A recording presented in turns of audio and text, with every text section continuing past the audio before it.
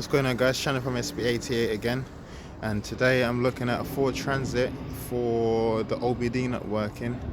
Customer had some warning lights on. He had a mechanic come out and couldn't diagnose the problem. So let me show you what the problem is and what we do to get forward with this repair. Alright, so normally when I plug in my OBD, it'll go beep and it will turn on. If you watch many of my videos, you'll see. Right, so I know that the OBD isn't working. Confirmed, customer told me that. So then I look up the fuses and I find a fuse for an OBD. And here we go. So on the Ford Transit, it's got a secret fuse box, right? So this is what you normally see when you pull the glove box out. Just there. You see this, right?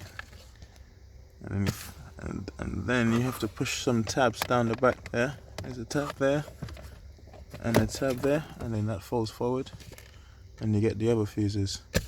So I checked my fuse diagram. Let me stop the video, I need to take a phone call. Back from that phone call, this is the fuse for the OBD and the Transit. This one here.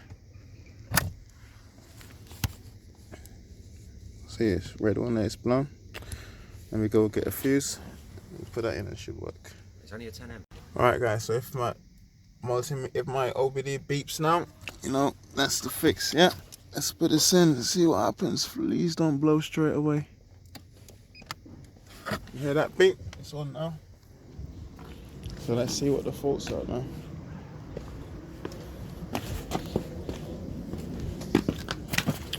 And we're done with the keys. See, the light's on now. That's it. It's fixed.